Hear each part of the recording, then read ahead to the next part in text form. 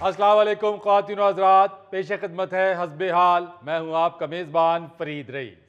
नाज़रीन, आज हमारे दरमियान ऑनलाइन गुफ्तगू के लिए मौजूद हैं वज़ीर आज़म पाकिस्तान जनाब मियाँ शहबाज शरीफ साहब। बहुत बहुत बहुत शुक्रिया फरीद साहब। मैं बड़ा मशकूर हूँ आपका कि आपने यहाँ भी मुझे बात करने का मौका दिया है। सबसे पहले तो ये बताइए कि मेरी तकरीर आपको कैसी लगी है? वाह वाह वाह वाह, जिंदाबाद।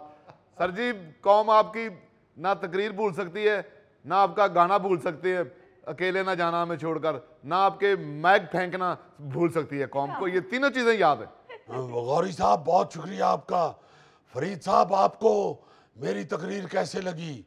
ठीक है मियाँ साहब, जिन इक़दाम की आपने बात की, अगर उस पर चलते तो मुल्क तरक्की कर लेगा, लेकिन अभी तो बातों की हद तक है बस। बहरहाल आपको जैसी भी लगी है, मगर मुझे ये यकीन है कि मेरी तकरीर मुखालफीन को बड़े जोर से लगी होगी। बल्कि मैं तो तकरीर के बाद ये गाता रहा हूँ, जोर का झटका है जोरों से लगा, है लगा। मियाँ साहब, फिल वक्त जो बजट आपकी हुकूमत ने दिया है ना, आवाम को जोरों का झटका बहुत ही जोर से लगा है। फरीद साहब, आप जैसे बच्चे का सारी जिंदगी वालिदैन तारुफ करवाते हैं कि ये हमारा बच्चा डॉक्टर बनेगा, और आखिर में वो बच्चा लेडीज कपड़े की दुकान डाल लेता है। आप क्या बात कर रहे हैं? देखिए, इन लोगों ने मुल्क ऐसे चौक में पहुंचा दिया था जहां से कितने सारे रास्ते निकलते हैं और समझ ही नहीं आती कि तरक्की का रास्ता कौन सा है। चूंकि तरक्की के रास्ते वाली सड़क की नुक्कड़ पे कोई पान सिगरेट की दुकान नहीं होती जो बता दे कि भाई जी इधर नू पै जाओ। बड़ा मुश्किल होता है तरक्की का रास्ता ढूंढना। और फिर आप देखें कि मुल्क डिफॉल्ट के इतना करीब था जितना लाहौर से शदरा है। सर जी, लाहौर शहर ते शदरा ते मिक्स हो गए। और गौरी साहब, डिफॉल्ट और मुल्क भी दोनों मिक्स हो चुके थे, बल्कि टिच बटन बन चुके थे। मैंने तो नवाज शरीफ साहब की हदायत पे अमल करते हुए इस टिच बटन में नाखून फुसा के इनको अलग किया है। मियाँ साहब, जरदारी साहब का कोई इसमें किरदार नहीं है। जी जी जी, उनकी भी हदायत। देखें, जो बड़ा भाई होता है वो हदायत दे सकता है।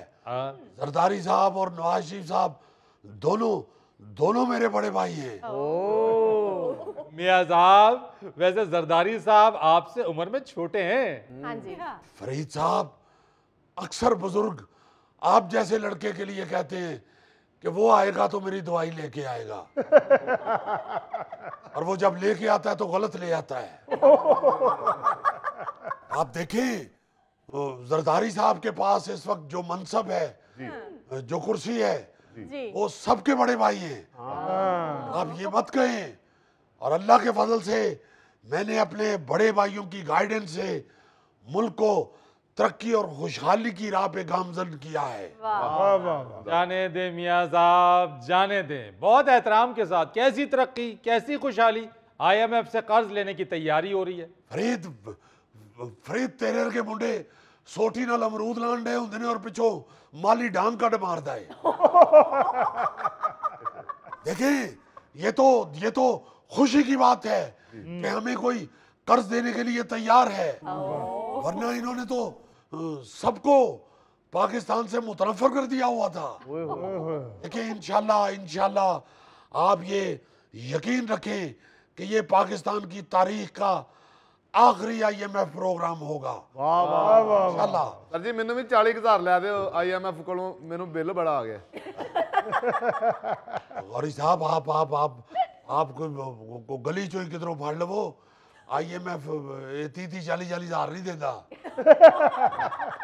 इंशाल्लाह फरीद साहब, मुल्क को कर्जे से भी निकालेंगे, अवामी पैसे से फजूल खर्ची और अय्याशी नहीं होगी। कौम का एक एक धेला इंशाल्लाह मुल्क की तरक्की पर खर्च होगा। और मैंने इस हवाले से हर तरह की अय्याशी और फजूल खर्ची से हाथ खींच लिया है।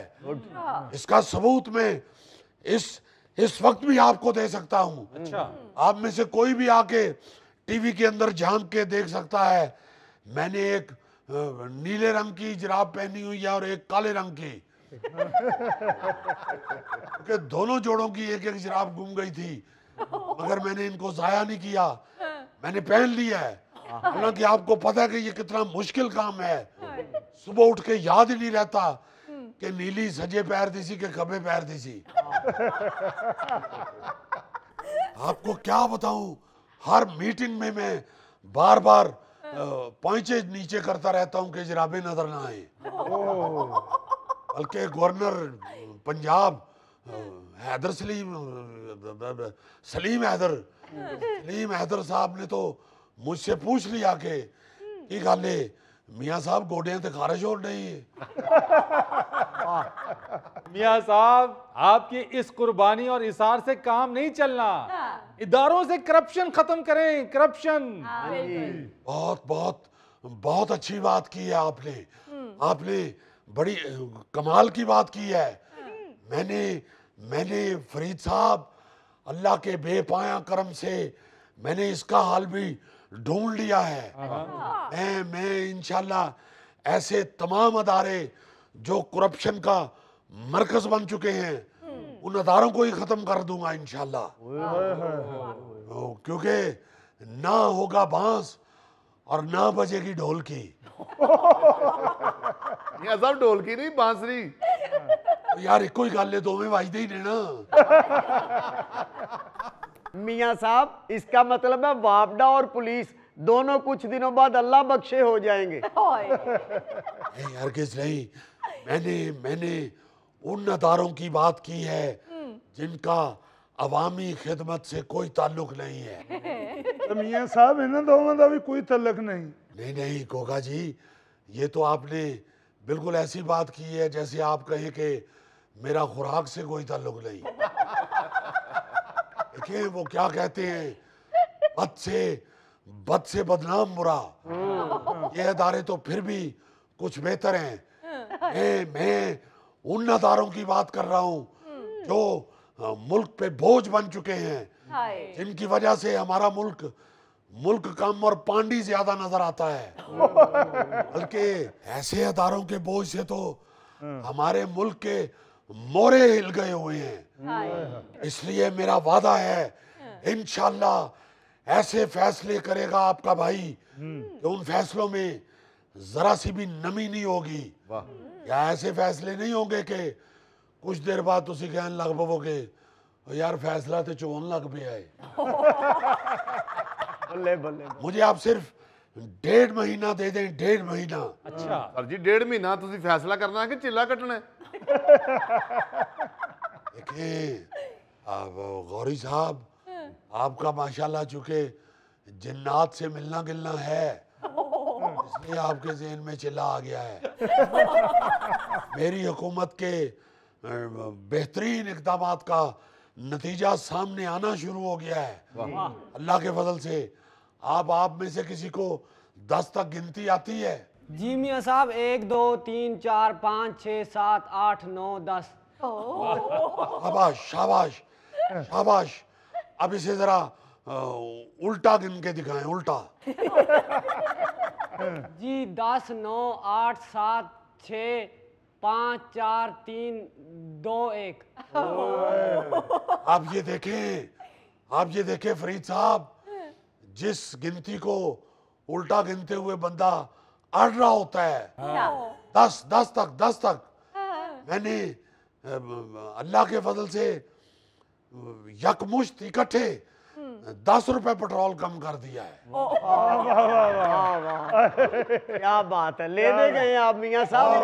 और महंगाई को फरीद साहब, महंगाई को 18% की बुलंदी से मैंने नीचे गिराया है, 12% पे ले आया हूँ। वाह वाह। इतनी ऊंचाई से तो इतना नीचे बच्चा गिरे तो ओदी अल्लाह ना करे लत बांह टूट जाती है। मैं महंगाई दी लत बांह तोड़ दी है। फरीद साहब आप ये देखिए, अभी तो दोस्त ममालिक की सरमायाकारी ने भी अभी आना है।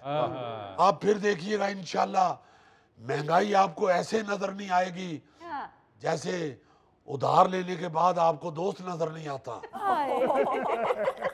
मियां साहब, ये हर हुकूमत इस बात का शोर मचाती है, पता नहीं कब आएगी सरमायाकारी। आप फिक्र ना करें फरीद साहब, ऐसी बात नहीं है। आप ये देखें कि मैंने सिर्फ मैंने ईद के 3 दिन में तमाम दोस्त ममालिक के सरबराहान को ईद मुबारक के फोन किए हैं।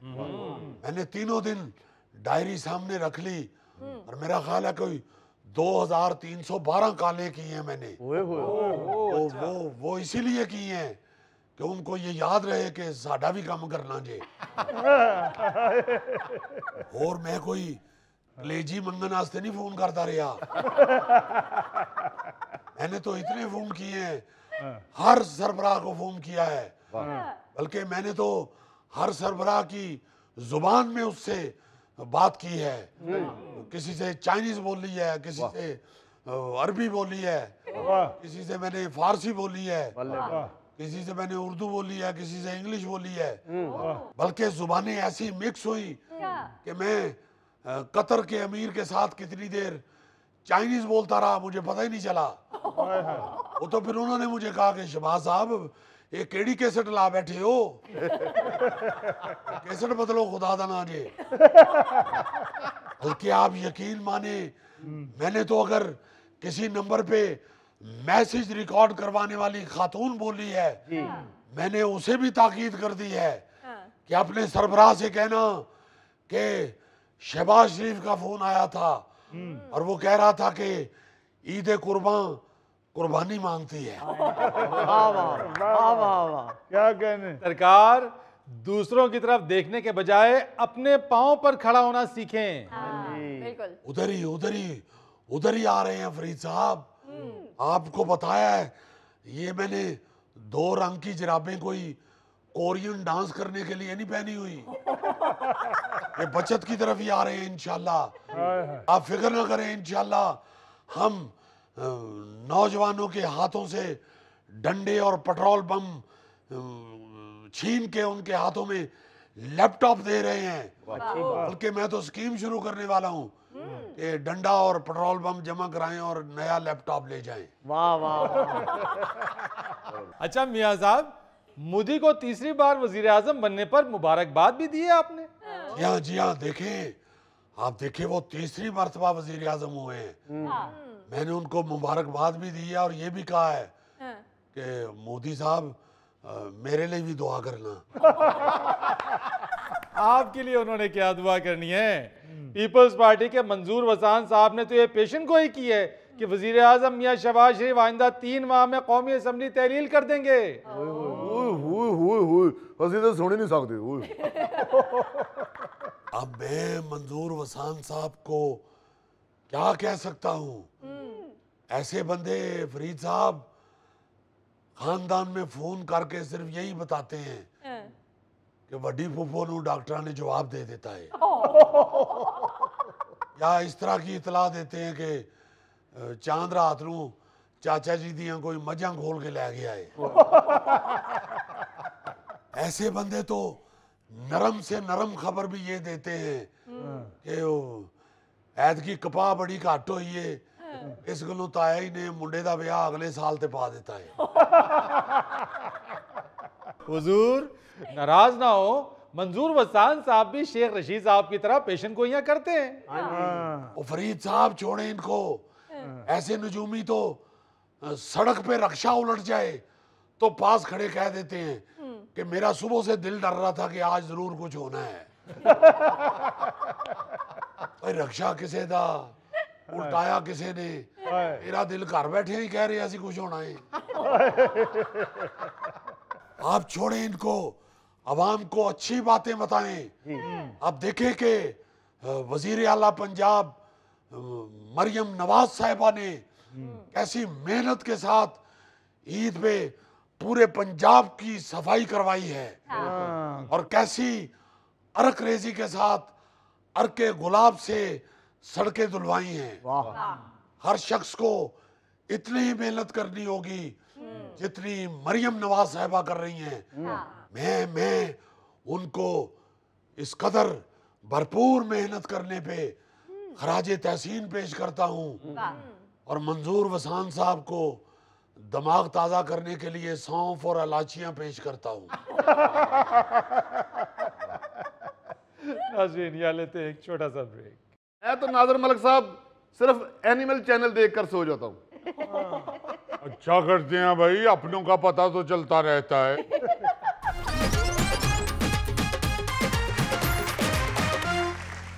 अच्छा जी, एक बहुत ही दिलचस्प खबर सामने आई है और खबर यह है कि गर्मियों की तातीलात में जेहलम के एक डिप्टी डिस्ट्रिक्ट एजुकेशन ऑफिसर ने असातिज़ा कराम को हॉलीवुड और बॉलीवुड फिल्में देखने की हिदायत दी। अच्छा। और ये ऐसी फिल्में हैं जिनकी कहानी दरसो तदरीस के हवाले से काफ़ी मोटिवेशनल हैं। जी जी। अच्छा, जब उस डिप्टी डिस्ट्रिक्ट एजुकेशन ऑफिसर ने ये नोटिफिकेशन निकाला तो सबसे पहले डिप्टी कमिश्नर साहिबा ने उस नोटिफिकेशन को मुअत्तल किया।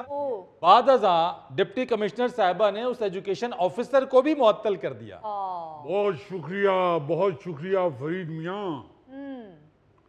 आपने उसी बात को छेड़ा जिसके दुख में मैं यहाँ आज हाजिर हुआ आपके पास। जी जी। देखिए, जो बंदा काम की, ढंग की या रवायत से हट के कोई बात करता है, ये मक्खी पे मक्खी मार के उस पर मजीद मक्खियां मारने वाले फौरन उसके खिलाफ महाज खड़ा कर देती। हाँ भाई, पूरी दुनिया में जब ड्रामे या फिल्में बनाई जाती हैं तो उसमें कोई मकसद होता है। हाँ जी, सिर्फ एंटरटेनमेंट नहीं होती। इक़दार को सिखाना, तहजीब को समझाना, इंसानियत को फरोग देना, अच्छा माशरा तरतीब देना और फिर अच्छाई की बुराई के खिलाफ फतह और दीगर ऐसे कई तरबियत के पहलू होते हैं जो कहानी की सूरत में यूं बयान किए जाते हैं कि देखने वाला लुत्फ भी उठाए और उससे भाई कुछ सीख भी ले। आज तो आप समझ ही गए होंगे। समझ रहे हैं बात। माशाअल्लाह, शक्ल से ही अक्लमंद लगते हैं भाई। जी जी।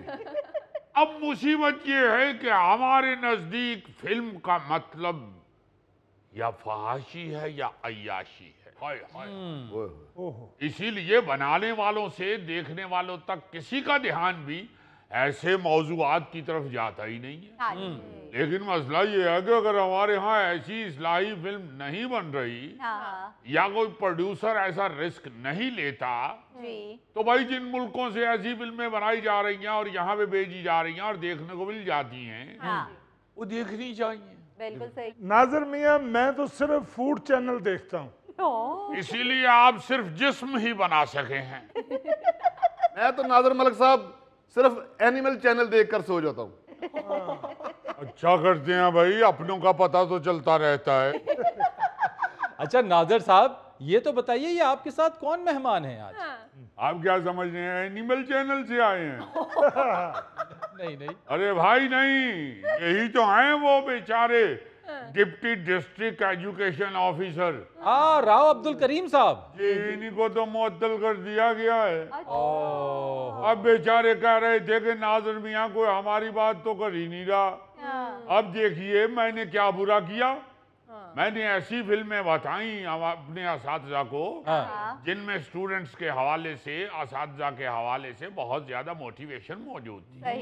तो मैंने कहा ये देखेंगे तो इनको कुछ ना कुछ सीखने को मिलेगा। तो डीसी साहिबा ने पकड़ के मुअत्तल कर दिया।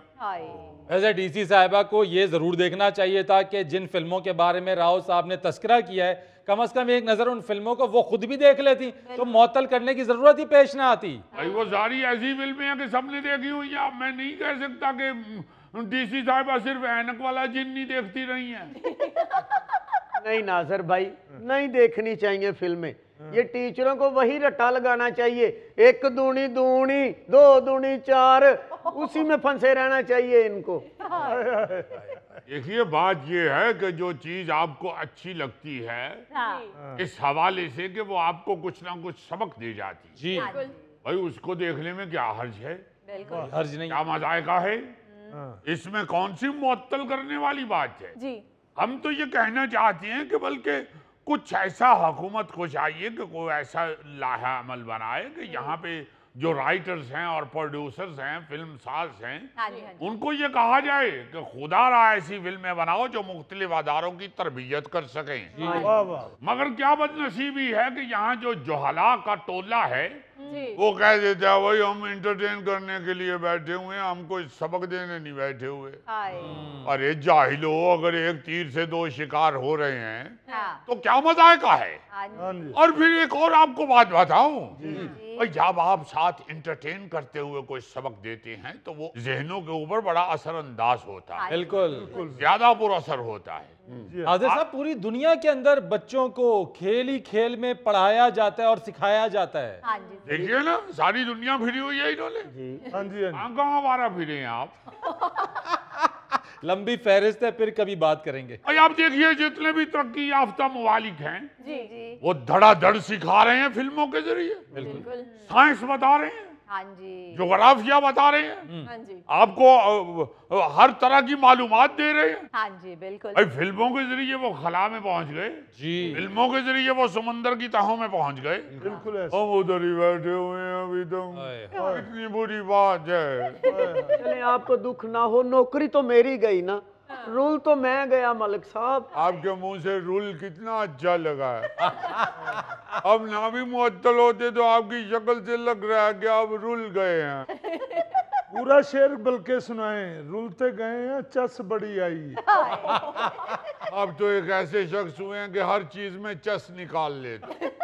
नाज़र मलिक साहब, मैंने कहीं पढ़ा है, माशाल्लाह, खुद पढ़ा है? हाँ नहीं सुना है, मुझे याद आया क्या सुन बैठे हैं? कि दूसरी जंगे अजीम में जापान और जर्मनी तबाह हो चुके थे, ये फिल्मों के जरिए स्टैंड हुए हैं। अरे वाह, क्या अच्छा सुना है। मैं तो ये सोच रहा हूँ अगर आपके कान कटे होते तो आप तो जाहिल रह जाते। फिल्मों के जरिए आप देखिए कि बहुत ज्यादा तरबियत की जाती है कौमों। बिल्कुल। हाँ जी। ड्रामों के जरिए। जी। हाँ, लोग जो हैं वो तो मजहब सिखा रहे होते हैं इन चीजों के हाँ। हवाले से। और हम ऐसे बदनसीब हैं कि हमने अपनी इंटरटेनमेंट में अस्तगफिरुल्लाह नौजुबिल्लाह मजहब के हवाले से भी लतीफे खुद बनाए हुए हैं। बताइए। अरे भाई, अगर अच्छा नहीं कर सकते तो बुरा तो ना करो। अब ये देखिए बेचारे सिर्फ इतना ऑर्डर करके तो मुअत्तल हुए बैठे हैं। हाय हाय हाय। हालांकि ऐसी चीजें तार पे बैठी होती हैं और ये मुअत्तल हुए बैठे हैं। भाई नौकरी से फारग होकर तार पे ही बैठे हुए हैं। सर जी, मैं तो ये सोच रहा हूँ जो इन्होंने इंग्लिश फिल्में लिख के दी हैं, जी। शायद डीसी साहबा की समझ में ना आई हो। क्या जाहिलों वाली बातें कर रहे हैं गोगा जी? ये जाहिलों वाली बात है, क्या मतलब? वो हैं ही जाहिल। अरे भाई, वो पूछ रहे समझ में अंग्रेजी ना आई हो। अरे डिप्टी कमिश्नर ऐसे ही लग जाते हैं? अरे भाई, सीएसएस का इम्तिहान पास करना पड़ता है, तब जाके असिस्टेंट कमिश्नर, डिप्टी कमिश्नर लगता है, और उस इम्तिहान में तो होती ही अंग्रेजी है। हाँ जी। बल्कि यूं कहिए कि होती ही सिर्फ अंग्रेजी है। और इनके पास होता क्या है? हाय। अब आप देखिए भाई, जो फिल्में इन्होंने कही, जो सजेस्ट की कि भाई ये फिल्में देखें जी। आपको मोटिवेशन मिलेगी काफी, हाँ। उसमें आप देखिए ना कि वो जो फिल्म है तारे जमी पर, हाँ जी, हाँ जी। आमिर खान की, अरे क्या खूबसूरत फिल्म है। ओए होए, क्या एक अच्छा सबक है। और उससे बहुत कुछ सीखा जा सकता है, हाँ जी, बिल्कुल। स्टूडेंट के लिए भी और टीचर्स के लिए भी। बिल्कुल। और फिर आप देखिए गुडविल हंटिंग, जी जी। यार ये वन कैटेगरी की मोटिवेशनल और हौसला देने वाली कहानी है। हाँ बताइए। जी। क्या शानदार स्टोरी है कि एक मैथ टीचर की और उससे भी बढ़कर सीखने की भूख रखने वाली एक खाकरूब की, और उस सबसे बढ़कर इल्म फैलाने वाले और सीखने वाले की कनेक्शन की हाँ स्टोरी जी। है। हाँ जी। फिर देखिए आई.एम. कलाम, जी जी। क्या खूबसूरत ट्रिब्यूट पेश किया है। हाँ जी। फिर हिचकी, फिर ए ब्यूटीफुल माइंड, जी। एक से बढ़कर एक मास्टरपीस है। हाँ जी। और उसमें मुअत्तल कर दिया इस बेचारे को। हाय। भाई मैं तो कहता हूँ कि आप पंचरों की दुकान खोल लीजिए, और वो भी डीसी साहिबा के ऑफिस के सामने खोलिए। मलक साहब, यही बनता है मेरे जैसे बंदे का, जो अपने पेशे के साथ मुखलस हो, उसका यही बनता है इस मुल्क। रोइए करना, रोइए करना, एक भी आंसू निकला तो आपका मुंह उसमें डूब जाएगा। आप मेरे साथ हैं या मुझे हत्थी मरवाने आए हैं? अरे नहीं भाई, आपके साथ है और हमदर्दी भी हुई है बड़ी सख्त आपके। शुक्रिया मलक साहब। यही तो मैं सर जी फीसर साहब ये कहने वाला था कि आपका चेहरा तो कम ही नजर आ रहा, मूछें और ऐनक ही नजर आ रही है। देखिए गौरी भाई, ईरान ने एक मूवी बनाई है जिसमें भाई और बहन तालीम हासिल करते हैं। जूतों का सिर्फ एक जोड़ा होता है उनके पास। देखिए किस मेहनत से वो भाई उतारते और बहन पहन के दौड़ती है तालीम के लिए। भाई वाह वाह वाह। रोना निकल आता है अगर कोई एहसास वाला मैं कह रहा हूं ना रोइएगा, ना रोइएगा। अच्छा जी, या रोना निकले तो पास साबुन रख लिया करें, 2-3 आंसुओं से आपका मुंह धुल सकता है। आपने क्यों कहा उनको मोटिवेशनल फिल्म में देखें? आप उनको कहते हैं जिद्दी राजपूत देखें, गुज्जर दा वैर देखें, राई दा खड़ाक देखें, माजू देखें। हमायूं गुज्जर बड़ी अच्छी है, वो देख लीजिए। ये कौन है हुमायूं गुज्जर? भाई जिन्होंने बल्ब इजाद किया था, ये उनके पहले शागिर्द हैं। उन्होंने बल्ब इजाद किया था, ये बल्ब तोड़ के तो फिर फायरिंग करते थे। इनसे कहें कि माजू देखें, माजू। माजू कौन है? बहुत बड़े हकीम हुए हैं, इन्होंने काजू दरियाफ्त किया था और फिर उसके फवायद भी बताए थे माजू ने, काजू के। अभी तो पागल हैं, आपने क्यों ऐसी फिल्में उनको बता दी जिनमें इस तरह की स्टोरियां हैं कि उस्ताद जो है वो क्या कर रहा है और शागिर्द क्या कर रहा है। आप उनको वो फिल्में बताएं, छुट्टियां हैं गर्मियों की, वो वाली फिल्में बताएं जिसमें कोई 10-12 गाने तो हों। नाजिर साहब, आज क्या हो गया है आपको? ऐसी बातें क्यों कर रहे हैं? क्या बताएं फरीद मियाँ, दिल दुख गया है, बहुत तकलीफ हो रही है। प्लीज एक ठंडी बोतल मंगवा लीजिए। देखिए जरा क्या हो रहा है इस मुल्क के अंदर। भाई किसी डिप्टी कमिश्नर ने मिलावट की तरफ तो तवज्जो नहीं दी। भाई किसी भी डिप्टी कमिश्नर ने अपने शहर में उरियानी और फहाशी खत्म करने के लिए तो कोई कदम नहीं उठाया। किसी डिप्टी कमिश्नर साहब ने प्राइस कंट्रोल करने के लिए तो कोई लाया अमल नहीं बनाया। क्या कहने? किसी डिप्टी कमिश्नर ने अपने शहर से मंशियात खत्म करने के लिए तो कोई मंसूबाबंदी नहीं की। जखीरा अंदोजी तो रोक नहीं सके। रोका तो क्या रोका? भाई ये मोटिवेशनल हो या कुछ भी हो, ऐसी फिल्मों की लिस्ट क्यों जारी की गई है? बताइए। अरे खुदा के वास्ते मक्खी पे मक्खी मत मारिए। एक मर जो गई है, दूसरी जरूर मारनी है। खुदा के वास्ते नई चीजों की तरफ तवज्जो दें, लोगों को सिखाने के लिए नए रास्ते ढूंढें। वरना आप उधर खड़े हुए वो क्या कहते हैं कि बाँचों खोती बोट थल्ले रहेगी।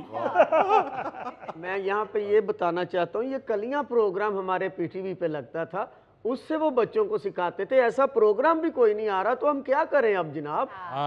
कलियों से मुझे याद आया, उसमें जो रौले का करैक्टर था वो कहीं आप तो नहीं थे करते? नहीं, हल्का सा चेहरा मिलता है वैसे। नाज़रीन, यहाँ लेते एक छोटी सी ब्रेक। और भाईजान, मैं इतनी बुलंदी पे नहीं जा सकता। जो कुछ भी खिलाना ना आप इधर ही खिला दे मुझे। इत्थे तो फिर ऐसे ले डांगा ही जे।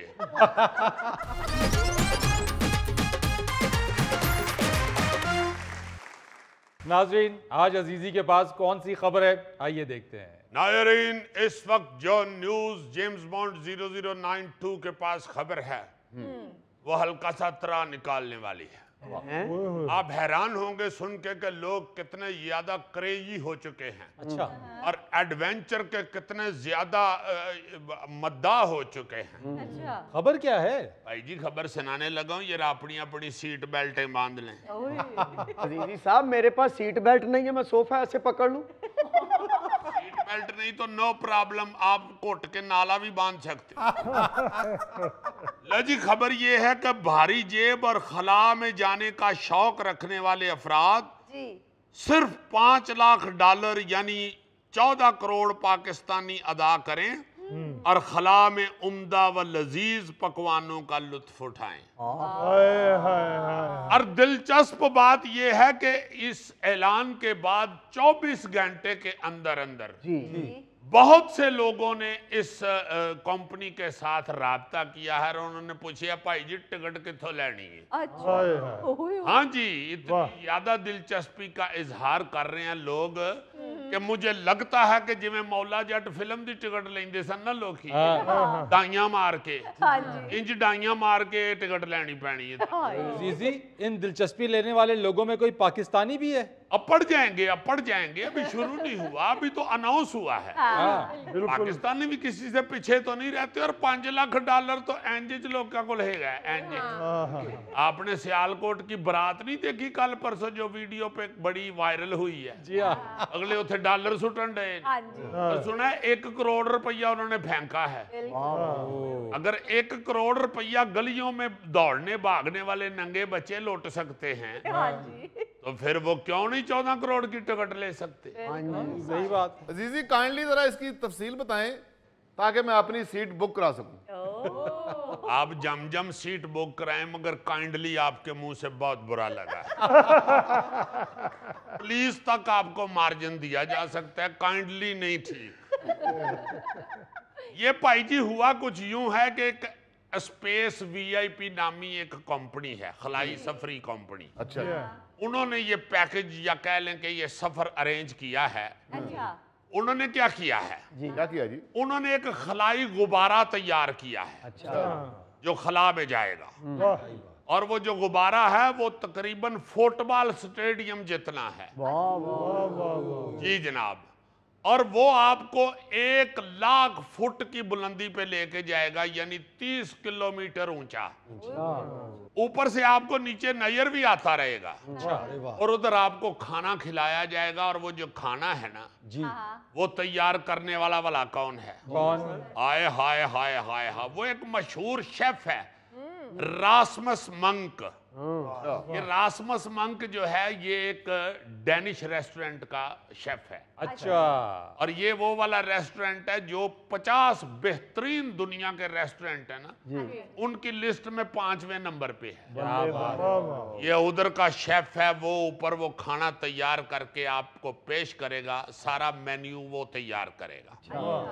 और आप ये भी सुन के हैरान होंगे कि उस गुब्बारे में सिर्फ 6 मुसाफिर एक वक्त में जा सकेंगे। हाय। इसलिए एक तो गौरी हो गए तुम, अच्छा बाकी अपने मोहल्ले चो पूछ लिया अगर किसी ने जाने थे। तो महल्ले में देखना पड़ेगा, गोगे को तो मैं लेके नहीं जा सकता। क्यों जी? क्योंकि गोगे ने गुब्बारे में बैठ के भी मकई की रोटी और साग मांग लेना। और भाईजान मैं इतनी बुलंदी पे नहीं जा सकता। जो कुछ भी खिलाना ना आप इधर ही खिला दे मुझे। हाय इत्थे तो फिर ऐसे डांगा ही जे। क्यों तुम्हें किसी बड़े ने नहीं कहा कि तुम बहुत बुलंदियों पे जाओगे? मैंने वो और कहा। इसको नहीं किसी ने भी कहा हुआ। इसको कोई कहे भी तो ये कह देता है मुझे बुलंदियों से डर लगता है। अच्छा जी, दिलचस्प चीज सुने इसकी। अच्छा जी। ऊपर से साथ आप तुलुए आफताब का भी नजारा करेंगे और साथ साथ खाना भी खाएंगे। और फिर आपको साथ, चूंकि इतनी ऊंचा इतने पैसे खर्च के जाएंगे तो तुसी शोखी भी ना मार सको, ये तो बहुत बुरी बात सही है। बात। इसलिए आपको साथ वाईफाई की सहूलत भी दी जाएगी ताकि आप ऊपर से अपने नीचे रिश्तेदारों से, शरीके से, मल्लेदारों से राब्ता करके बता सके भाई यार 1 लाख फुट ऊंचा बैठा है तेरा भरा है इसलिए ते तेनू की दसी मंकनी अपना शेफ उन्हें मेरे अगे दाल रखी रोटियां गर्म ले आउन दे नस नस के। ये आप उस जहाज के अंदर से, उस गबारे के अंदर से 1 लाख फुट ऊंचाई से नीचे बता भी सके। उत्ते वेख पीटर, उत्ते नहीं नजर आ रहा और दूरबीन नाल वेख मैं ही। अजीजी यार जो भी है बड़ा मुश्किल और खतरनाक खाना है ये। और भाई जी आपको डर लग रहा है ना, वरना स्पेस वीआईपी कंपनी जो है ना ये, उसके जो बानी है ना उनका नाम है रोमन चपोरोखा। उन्होंने कहा कि हमारे पास दर्जनों लोग दिलचस्पी का इजहार कर चुके हैं कि सानू लेके जाना जी भाई जी। अच्छा। और सिर्फ 6 नशिस्तों के साथ ये सफर का होगा। उन्हें हिसाब लाओ ना 6-6 करके बंदे खड़न लगन गए तो साड़ी वारी ते आनी है को मेरा ख्याल को 28 को साल बाद। ਅਜ਼ੀਜ਼ੀ ਭਾਈ ਇੰਨੀ ਉੱਪਰ ਜਾ ਕੇ ਤੇ ਅਸੀਂ ਦਾਲ ਸਬਜ਼ੀ ਦਾ ਹੀ ਆਰਡਰ ਦੇਣਾ, ਬੋਟੀ ਦਾ ਆਰਡਰ ਦੇਾਂਗੇ ਤੇ ਦਿਲ ਕਰੇ ਚੀਲ ਚੁੱਕ ਕੇ ਲਾਈਏ। नहीं कोई चील अगर ना भी आई और तुसी इन्नी खलाज बैठ के बोटी खा रहे हो तो थल्ले इंज ही लगेगा कोई चील खा रही है। इतने महंगे रेस्टोरेंट का मजाक उड़ा रहे हो। वो भाई मनक को पता लग गया ना, उन्हें इत्थे आ जाना तेन कुट्टण वास्ते। ਉਹ ਜਿਹੜਾ ਮਾਲਕ ਹੈ ਭਾਈ ਚੁੱਪੋ ਰੋਖਾ, ਉਹਨੂੰ ਇਹ ਹੀ ਡਰ ਲੱਗਾ ਰਹਿਣਾ ਕੋਈ ਸਵਾਰੀ ਗੁਬਾਰੇ ਸੂਈ ਨਾ ਮਾਰ ਦੇ। देखिए यानी पाकिस्तानी ने ना इन्होंने बस की सीट च बह के भी सूइयां मारनियां और इतने महंगे सफर च भी गुब्बारे च सूई मारन दी। इसीलिए इनकी बारी कभी नहीं आनी। आते ही नहीं ठीक। आप गोगे को बिठा दे इस गुब्बारे में, इसने 6 की 6 सवारियों की रोटी खा लेनी है। अच्छा, उसके बाद कहना मैं जरा बाहर फेर आवा। उन्हें कहना बाहर कितने फिरन जाना, ये गुब्बारा है बाहर फेर दिया कितने थल्ले ला जा पवे। अजीज साहब, ये कितने दिनों का सफर है? कितने दिनों का सफर? तू नानी दे घर चली है। ये सिर्फ 6 घंटे का सफर है और 2 घंटे आपने ऊपर रहना है और फिर वापस 6 घंटे हैं। कितने दिनों का सफर है? वखरा ही उतो ईदी लैन चली। यानी 6 घंटे जान ते 6 घंटे आउण ते स्टे सिर्फ 2 घंटे। 2 घंटे। वाह वाह यार देखो तो सही गौरी, कैसा प्यारा एडवेंचर है यार। ये जो भाई चोपो रोखा है जी, ये काफी सौखा होगा। चोपो रोखा ले भावें सौखा होवे ना होवे, 4 को ओदे टूर लगे तो उन्हें सौखा हो जाना है। एक सवारी ने देना 14 करोड़ 14 करोड़ ते 6 विच बैठियां ने। एक टूर किन्ने दा बनया यार? यूरोप देना। ओए होए होए होए यार यूरोप दो, तुम सिर्फ हमें उलामा ही देते हो। यार 84 करोड़ रुपया पाकिस्तानी। लो 84 करोड़ रुपया एक सफर ते उन्हें कमाना है। इत्थे तुहाडी गिलगित दी बस नहीं इन्ने पैसे कमाउंदी। अजीजी भाईजान, जब सवारियां बोर होंगी तो चोपो रोखा वायलिन बजा के भी दिखाएगा। आपकी बोरियत दूर करने के लिए तो उसने इतना महंगा शेफ रखा है। आपके आगे रोटी पड़ी हो तो आप बोर होते हैं? नहीं ना होते। आप तो किसी ने रोटी आगे रखी हो तो एंजॉय कर रहे होते। अजीजी भाईजान, मैं ये सफर नहीं कर सकता। क्यों जी? क्योंकि मैं जब ऊंचाई से नीचे देखता हूँ ना तो मुझे डर लग जाता है। अच्छा। हाँ जी, मैं तो बल्कि उड़ता हुआ परिंदा देख के डर जाता हूँ कि ये कहीं नीचे ना गिर जाए। नाज़रीन, ये लेते एक छोटा सा ब्रेक। डिप्टी कमिश्नर साहब ईद दी छुट्टियां ते घर गए होणगे ने, पिछों खवाजा साहब ने डाई कट मारी नहर च। आहो, जिस तरह स्कूल का मास्टर हेडमास्टर को मिलने थोड़ी देर जाता है, तो पिछों शरारती मुंडा नाल वाले मुंडे ने चपेट कट मार दे।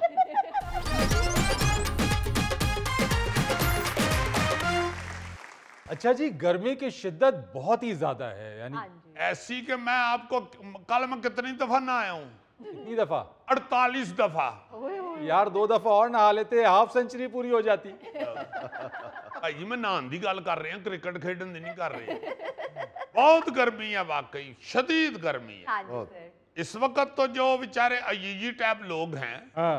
वो या नहा के पंखे के आगे जा रहे हैं, अच्छा, या फिर सीधा नहर ची छाला ही मार रहे हैं। अच्छा, नहर से मुझे याद आया कि ये हमारे वजीर दिफा ख्वाजा आसिफ साहब, जी उनकी जी। एक वीडियो वायरल हुई है, गर्मी भगाने के लिए नहर में छलांगे लगा रहे हैं, खूब नहा रहे हैं नहर में जनाब। हाँ जी, हाँ जी, एक वीडियो इनकी कुछ साल 2 साल पहले भी वायरल हुई थी, हाँ। जिसमें उन्होंने बकायदा अजीजी डाई मारी थी। ओए होए होए होए। मैं कहता हूँ जी, पुल के ऊपर से ऐसी छलांग लगाई है उन्होंने, हाँ। अमान से मुझे तो लग रहा था कि कोई टीनेज बॉय है।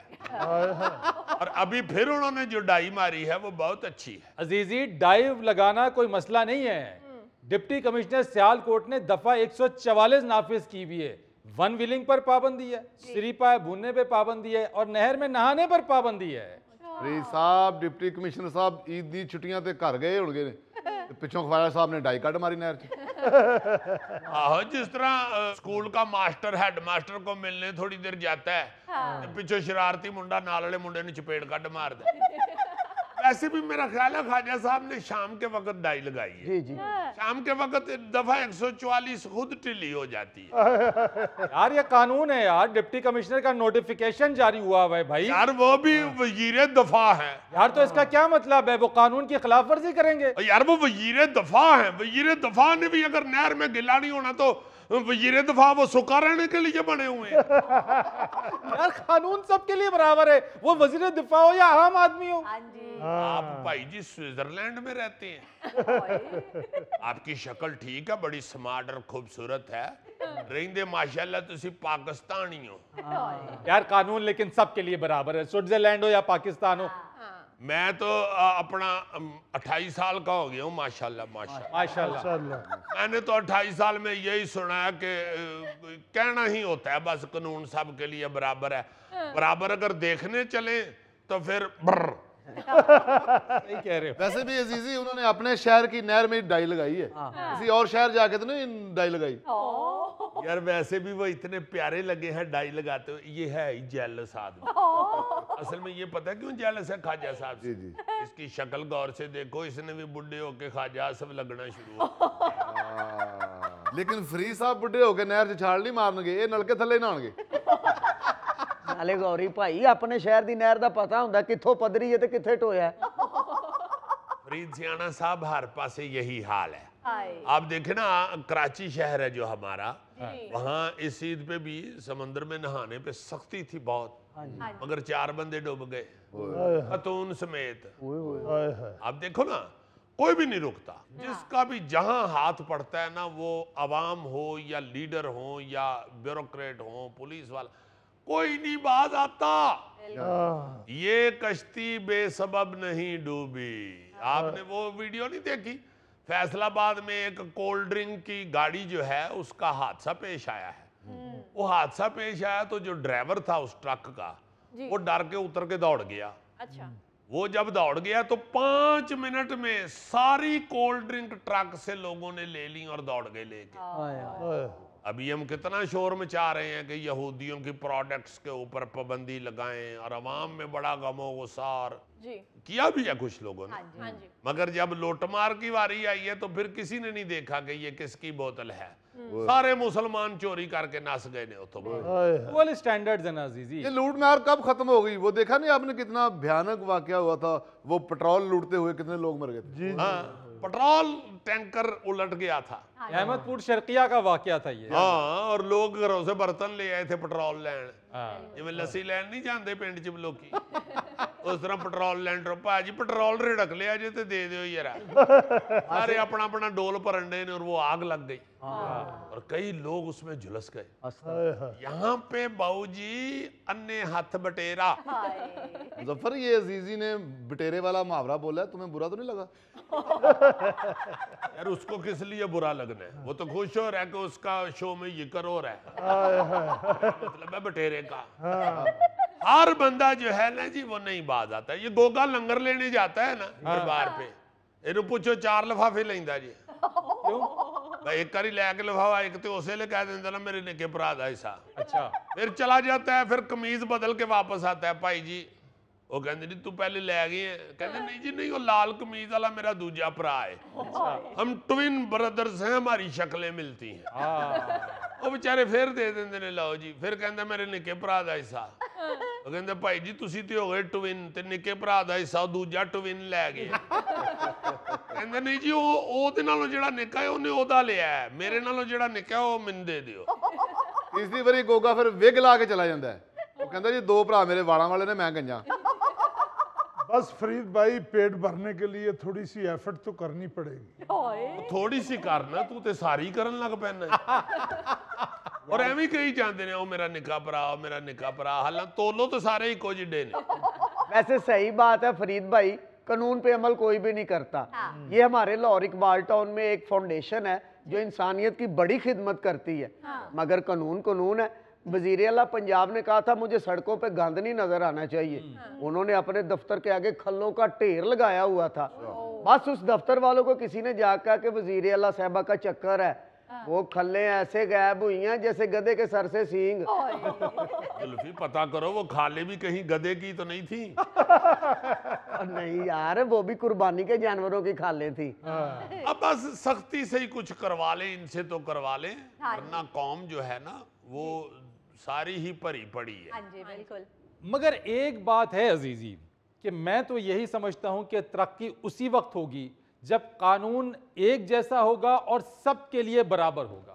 इसमें तो कोई शक नहीं। नाजरीन, आपसे इजाजत लेने से पहले एक खूबसूरत बात, अगर जिंदगी में सुकून चाहते हैं तो दूसरों के सुकून का ख्याल रखें। वाह वाह। अपने मेज़बान फरीद रईस को इजाज़त दीजिए, कल आपसे फिर मुलाकात करेंगे इंशाअल्लाह। तब तक के लिए अल्लाह हाफिज।